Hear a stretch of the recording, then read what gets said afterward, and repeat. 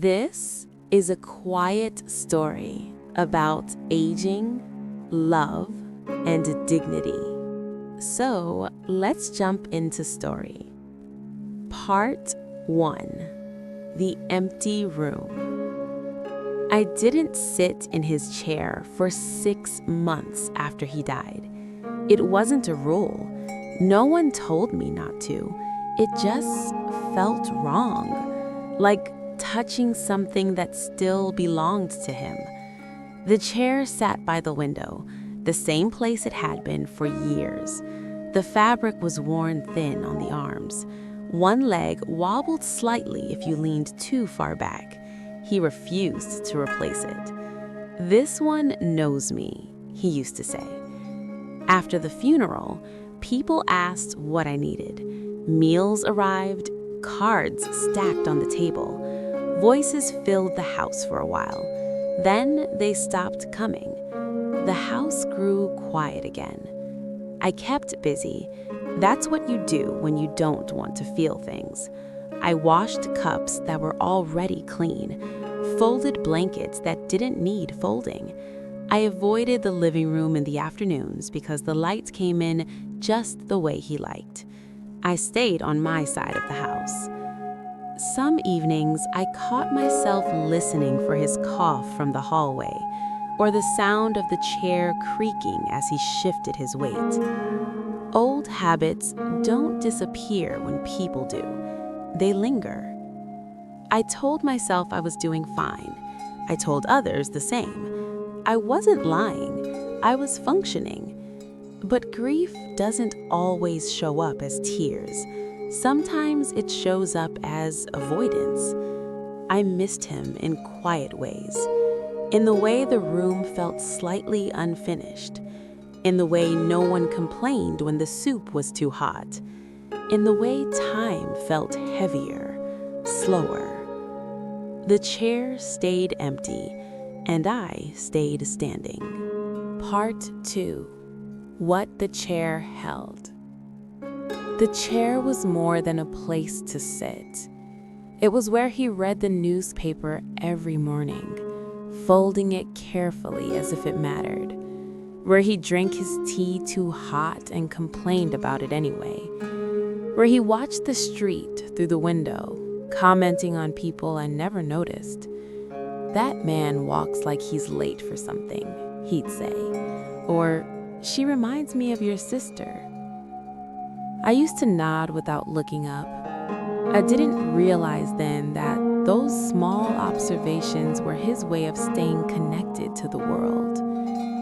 After he died, the chair seemed louder in its silence than anything else in the house. I dusted around it, vacuumed near it, never moved it. Sometimes I placed my hand on the back of it as I passed, just for a second. The fabric still felt warm in my memory, even though I knew that was impossible. I slept on my side of the bed.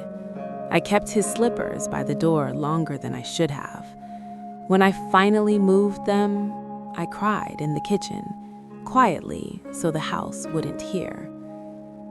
People told me I was strong. They always do.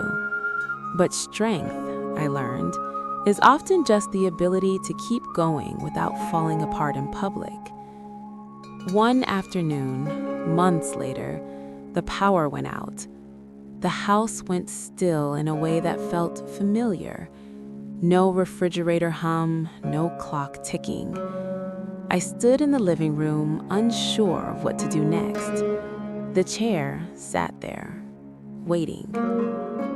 I don't know why that moment felt different. Maybe because there was nothing else to distract me, no noise to hide behind. I walked over slowly. I touched the armrest again. This time, I didn't pull my hand away. I noticed the indentation where his elbow always rested. The faint stain from tea he spilled years ago and never quite cleaned. I thought about all the evenings he sat there while I moved around him, busy with my own tasks. All the times I stood behind him, watching his head tilt slightly as he listened.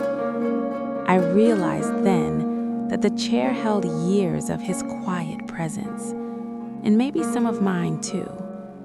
But I still didn't sit. Not yet. Part 3. The moment I sat down. It happened on an ordinary afternoon. No anniversary, no memory date, just a day that felt longer than the others. The sunlight fell across the floor the way it always had, stopping just short of the chair. Dust moved slowly in the air. I remember noticing that, as if my mind was looking for something small to hold on to. I was tired. Not the kind of tired sleep fixes, the kind that settles into your bones after years of caring, worrying, listening. I stood there longer than necessary. Then I sat. The chair creaked under my weight, not in protest, just recognition, like it was adjusting to someone new.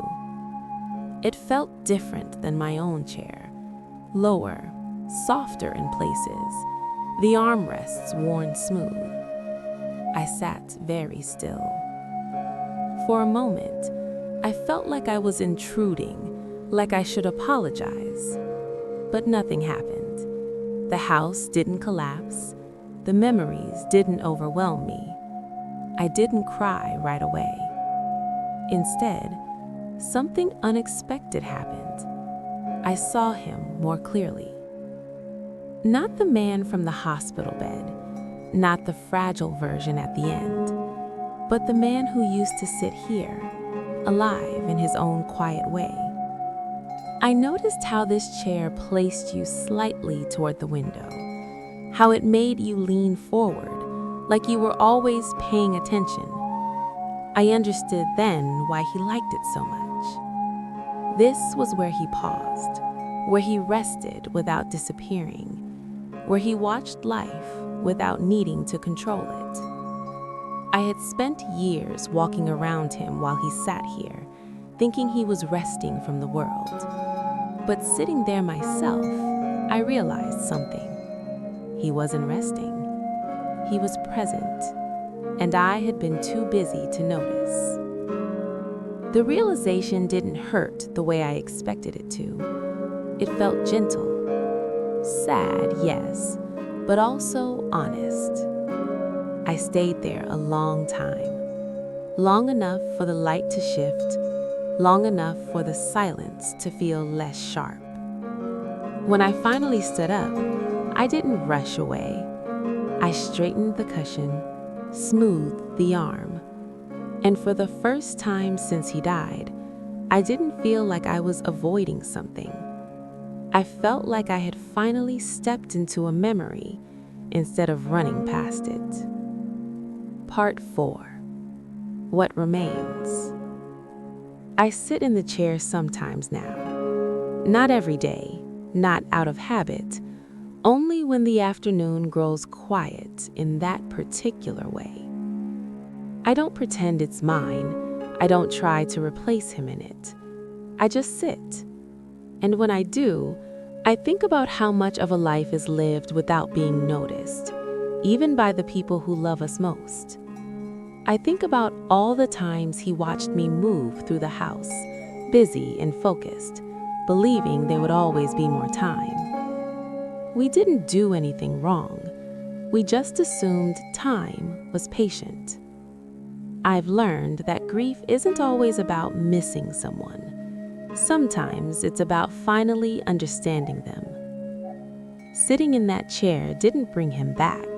It didn't erase regret. But it gave me something quieter, perspective.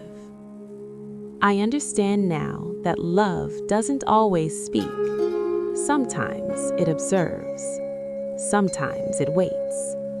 And sometimes it leaves behind a place where we can sit and finally listen.